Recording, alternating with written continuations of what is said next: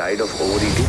सलमान खान का करेंगे मारेंगे जोधपुर में मारेंगे जब पता लग जाए. బాలీవుడ్ సూపర్ స్టార్ సల్మాన్ ఖాన్ ను చంపడానికి గ్యాంగ్స్టర్ లారెన్స్ బిష్నోయ్ మనుషులు సల్మాన్ ఖాన్ ఇంటిపైన దాడి చేసిన విషయం రీసెంట్ గా వైరల్ అవుతోంది. वाई कैटेगरी की सुरक्षा सरकार की तरफ से उन्हें दी गई है और उनके घर के बाहर 24 घंटे 3 शिफ्ट में वहां पुलिस कर्मियों की मौजूदगी को मैंने सलमान की भेंट हुई है और उनको मैंने कहा है पूरी सरकार आपके साथ है. ఈ వీడియోలో ఎందుకు లారెన్స్ బిష్నోయ్ సల్మాన్ ఖాన్ ను చంపాలి అనుకుంటున్నాడు, బిష్నోయ్ గ్యాంగ్ ను చూసి ఎందుకని సల్మాన్ భయపడుతున్నాడు, సల్మాన్ పైన ఎవరు అటాక్ చేశారు, ఎలా అటాక్ చేశారు, ఒక రెంటల్ అగ్రిమెంట్ ఆధార్ కార్డ్ ఆధారంగా పోలీసులు ఎలా నేరస్తుల్ని పట్టుకున్నారు అనే విషయాలు డీటెయిల్డ్గా పాయింట్ వైజ్గా చెప్తా. ఏప్రిల్ 14 ఆదివారం ఉదయం ముంబై నగరంలోని బాంద్రా ఏరియాలో ఉన్న Salman Khan Galaxy apartment balcony వైపు ఇద్దరు గుర్తు తెలియని వ్యక్తులు వరుసగా 5 రౌండ్ల బుల్లెట్స్ను ఫైర్ చేసి పారిపోయారు.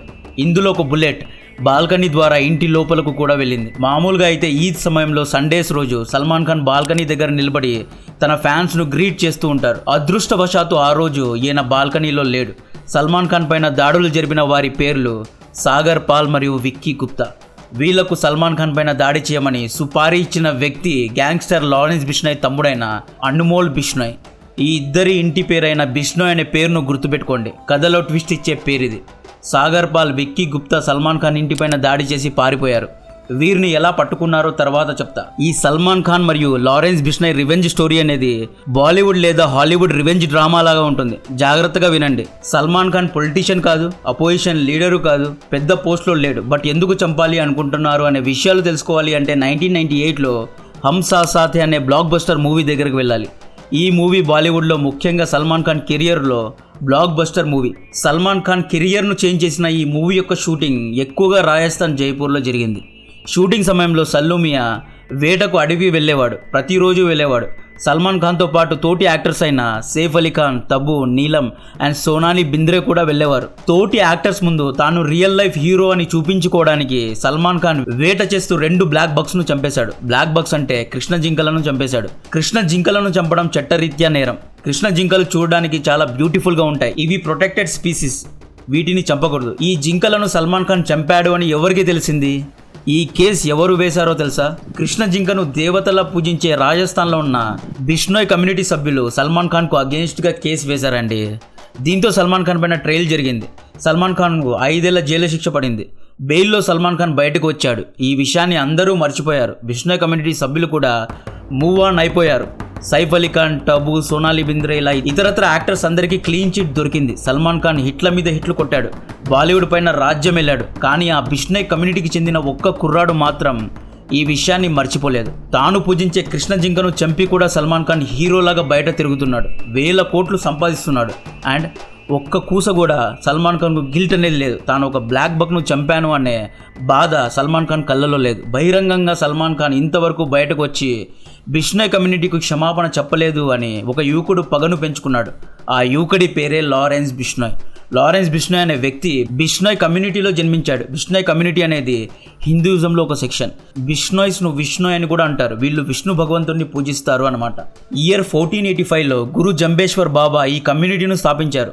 ఈయన దాదాపు 50 ఏళ్ళు దేశం మొత్తం తిరిగి 29 ప్రిన్సిపల్స్ లేదా 29 రూల్స్ లేదా 29 కమాండ్మెంట్స్ను బోధించారు. ఈయన ఎక్కువగా చెట్లను నాశనం చేయొద్దు, జంతువులను చంపవద్దు, ప్రకృతిని కాపాడండి అంటూ బోధించేవారు. ఈయన ఐడియాలజీకి ఇన్స్పైర్ అయ్యి చాలామంది బిష్నోయ్ కమ్యూనిటీలో చేరారు. బిష్నోయ్ కమ్యూనిటీ సభ్యులు జంతువులను, చెట్లను పూజిస్తారు. కృష్ణ జింక, బ్లాక్ బక్ అనేది ఈ కమ్యూనిటీకి చాలా ముఖ్యమైన జంతువు. రీసెంట్గా మార్కెట్లో కొంతమంది ఎన్వైర్మెంటలిస్ట్ వచ్చారు.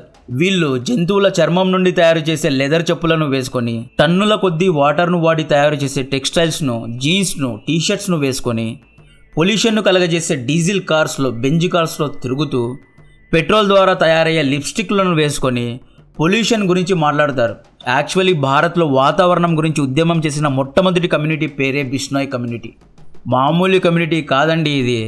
ఒక్కొక్క విషయం తెలిసి ఆశ్చర్యపోతారు. ఈ కమ్యూనిటీ సభ్యులు ఎక్కువగా రాజస్థాన్లో, పంజాబ్లో, యూపీలో ఉంటారు. ఇయర్ 1740స్లో జోధ్పూర్ రాజైన అభయ్ సింగ్ ఒక పెద్ద ప్యాలెస్ను కట్టడానికి అడవుల్లో చెట్లను నరకాలని తన సైనికుల్ని ఆదేశించాడు. రాజు యొక్క ఆదేశం మేరకు సైనికులు ఆ విలేజెస్లో చెట్లను నరకడం మొదలుపెట్టారు.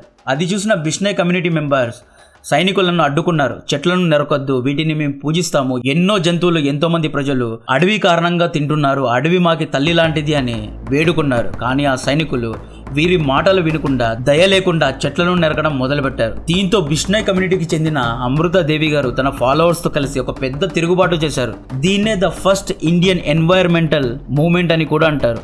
ఈ మూమెంట్ గురించి ఎవ్వరికీ తెలియదు. గ్రీన్ ఎనర్జీ గురించి, గ్రీన్ హౌస్ గ్యాసెస్ గురించి, ఎన్వైరన్మెంట్ గురించి, పొల్యూషన్ గురించి మాట్లాడే పెద్దలకు కూడా భారత్లో 1730sలోనే ఒక గ్రీన్ ఎనర్జీ రెవల్యూషన్ జరిగింది అన్న విషయం ఎవరికీ తెలియదు. ఈ తిరుగుబాటులో బిష్నాయ్ కమ్యూనిటీకి చెందిన 390 మంది ప్రాణాలు కోల్పోయారండి. ప్రాణ త్యాగం చేశారు, పొల్యూషన్ కోసం ప్రాణత్యాగం చేశారు. ఇప్పుడున్నారు కొంతమంది ఎన్వైరన్మెంటిస్టులు ఊరికే ప్రొటెస్ట్లు చేస్తారు, హైవేస్ను అడ్డుకుంటారు, తినడం మానేస్తారు, పెద్ద హడావిడి చేస్తారు, మీడియా ముందు ఎన్నో ఇంటర్వ్యూస్ ఇస్తారు. కానీ ఒక్కరు కూడా పొల్యూషన్ కోసం తమ ప్రాణాలు వదలరు. కానీ అప్పట్లోనే 390 మంది అడవి కోసం, చెట్ల కోసం ప్రాణాలు వదిలారు. ఇది ఉద్యమం అంటే. దీన్నే ద గ్రేటెస్ట్ ఎన్వైరన్మెంటల్ రెవల్యూషన్ అంటారు. ఈ ఉద్యమానికి భయపడి రాజు చెట్లను నరకొద్దు అని, చెట్లను నరకడం ఆపాలి అని ఆదేశాలు ఇచ్చాడు. నేను ఇక్కడ హైప్ చేయడానికి చెప్పడం లేదండి. బిష్నాయ్ కమ్యూనిటీ గురించి ఎక్కడైనా వెళ్ళి ఫ్యాక్ట్ చెక్ చేసుకోవచ్చు. 1993లో లారెన్స్ బిష్నాయ్ పంజాబ్లోని ఫిరోజ్పూర్లో జన్మించాడు. ఇతని తండ్రి హర్యానా పోలీస్ కానిస్టేబుల్. 2010లో లారెన్స్ పంజాబ్ చండీగఢ్లోని డిఏవి కాలేజ్లో జాయిన్ అయ్యాడు. తర్వాత యూనివర్సిటీలో చేరాడు. ఇతనికి గ్యాంగ్స్టర్ గోల్డీ బ్రార్తో పరిచయం అయింది. లారెన్స్ బిష్నాయ్ యూనివర్సిటీ స్టూడెంట్ పాలిటిక్స్లో దూరాడు. 2010 నుండి 2012 మధ్య కాలంలో లారెన్స్ పైన రాబరీ, హత్యాయత్నం మీద కేసెస్ పడ్డాయి. జైలుకు వెళ్ళాడు. జైల్లో మిగతా గ్యాంగ్స్టర్స్తో పరిచయాలు పెంచుకున్నాడు. జైలు నుండి బయటకు వచ్చాడు. 2013లో LLB కంప్లీట్ చేశాడు. యూనివర్సిటీ చదువులు కంప్లీట్ చేశాడు. ఆర్మ్స్ అండ్ వెపన్స్ను కొన్నాడు. ఆర్మ్స్ డీలింగ్స్లో, వెపన్ స్మగ్లింగ్లో దూరాడు. 2014లో రాజస్థాన్ పోలీసులతో గొడవ పడడం వల్ల లారెన్స్ బిష్నాయ్ను తీహార్ జైల్లో వేయడం జరిగింది. 2016లో లారెన్స్ బిష్నాయ్ పరిచయం gangster turn politician Jaswinder Singh alias Rocky భాయ్తో అయింది. 2022లో లారెన్స్ బిష్నాయ్ తీహార్ జైలు నుండి తన స్నేహితుడు గోల్డీ బ్రార్తో కలిసి పంజాబ్ ఫేమస్ సింగర్ అయిన సిద్ధు మూసేవాలాను చంపేశాడు. సిద్ధు మూసేవాలా ఏం చేసేవాడు? తన సాంగ్స్లో గోల్డీ బ్రార్ మరియు బిష్నాయ్ మనుషులను తిట్టేవాడు. ప్రో ఖాలిస్తాన్ స్టేట్మెంట్ ఇచ్చేవాడు. తన సాంగ్స్లో ఖాలిస్తాన్ను సపోర్ట్ చేస్తూ లిరిక్స్ను రాసేవాడు. ఇది కొంతమందికి నచ్చలేదు. ఆ కొంతమందిలో లారెన్స్ బిష్నాయ్ అండ్ గోల్డీ బ్రార్ కూడా ఉన్నారు. వీళ్ళిద్దరు ఏం చేశారు? సిద్ధు మూసేవాలాను చంపేశారు. 2023లో లారెన్స్ బిష్నాయ్ సల్మాన్ ఖాన్ను కూడా చంపుతాని బెదిరించాడు.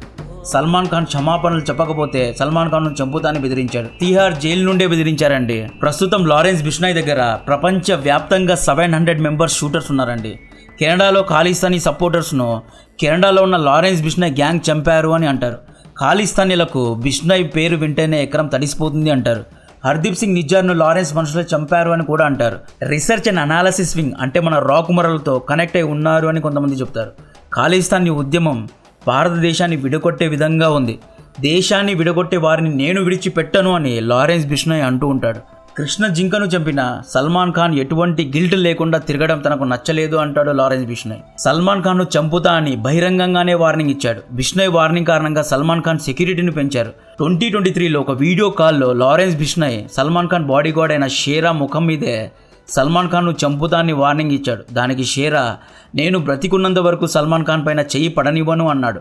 సో ఏప్రిల్ 14th రోజు కెనడాలో ఉన్న లారెన్స్ బిష్నాయ్ తమ్ముడైన అన్మోల్ బిష్నాయ్ ఇద్దరికి సుపారీ ఇచ్చి సల్మాన్ ఖాన్ పైన అటాక్ చేయించాడు. సో ఈ ఇద్దరు ఎలా పారిపోయారు, ఎక్కడికి పారిపోయారు, వీరిని ఎలా పట్టుకున్నారో చెప్తా. సల్మాన్ ఖాన్ను చంపడానికి ఫిబ్రవరి 28 నుండి ప్లానింగ్ జరిగింది. వికాస్ గుప్తా మరియు సాగర్ పాల్ ఇద్దరు పన్వేల్లో ఒక ఇంటిని రెంట్కు తీసుకున్నారు. ఈ పన్వేల్ ఇల్లు సల్మాన్ ఖాన్ ఇంటి నుండి 13 కిలోమీటర్ల దూరంలో ఉంది. వీళ్ళు తెలిసిన కాంటాక్ట్స్ ద్వారా గన్ను పర్చేస్ చేసుకున్నారు. ఏప్రిల్ 2వ తేదీ వీళ్ళు 24,000 పెట్టి ఒక బైక్ను కొన్నారు. ఏప్రిల్ 14th రోజు వీరిద్దరూ సల్మాన్ ఖాన్ ఇంటి బయట బాల్కనీ పైన దాడి చేశారు. మౌంట్ మ్యారీ చర్చ్ దగ్గర వీళ్ళ బైక్ను పడేసి పారిపోయారు. తర్వాత బోరివలి బౌండ్ ట్రైన్ ఎక్కి శాంటా క్రూజ్ కు చేరుకున్నారు. ఈస్టర్న్ ఎక్స్ప్రెస్ హైవే వరకు నడుచుకుంటూ వెళ్లి ఆటో ద్వారా దహిసార్ కు చేరుకున్నారు. అక్కడ 4,500 పెట్టి ఒక క్యాబ్ ను హైర్ చేసుకుని గుజరాత్ లోని సూరత్ కు చేరుకున్నారు. తర్వాత సూరత్ లో సిమ్ ను చేంజ్ చేశారు. బస్ ఎక్కి భుజ్ కు వెళ్లారు. భుజ్ లో తమ వెపన్స్ ను అంటే తమ గన్స్ ను పడేశారు. సూరత్ నుండి వీళ్ళు తమ ఫోన్స్ ను, తమ సిమ్ కార్డ్స్ ను మారుస్తూ ఉన్నారు. కానీ ఎన్ని ఫోన్స్ మార్చినా, ఎన్ని సిమ్ కార్డ్స్ మార్చినా వీరు ఒక్క వ్యక్తికి మాత్రమే కాల్ చేస్తున్నారు. ఆ వ్యక్తి హర్యానాలో ఉన్నాడు. ఏప్రిల్ 15th రోజు వీళ్ళు భుజ్ కు చేరుకున్నారు. మాతోనోమద్ విలేజ్ దగ్గర ఉన్న ఒక టెంపుల్ లో షెల్టర్ తీసుకున్నారు. ఏప్రిల్ 15th రోజే ముంబై క్రైమ్ బ్రాంచ్ లోని యూనిట్ 9 టీమ్ యొక్క దయానాయక్ ఇన్స్పెక్టర్ ఈ ఇద్దరు షూటర్స్ను గుజరాత్ పోలీసుల హెల్ప్ ద్వారా అరెస్ట్ చేశాడు. వీళ్ళని ఎలా పట్టుకున్నారు అంటే వీరిద్దరూ తమ ఆధార్ కార్డ్స్ను సబ్మిట్ చేసి రెంట్ అగ్రిమెంట్స్ను సబ్మిట్ చేసి బైక్ను పర్చేస్ చేశారు. పోలీసులు వీరు ఎక్కడ బైక్ను పర్చేస్ చేశారో ఆ ఓనర్ దగ్గరికి వెళ్ళి వీరి యొక్క డీటెయిల్స్ను తీసుకున్నారు.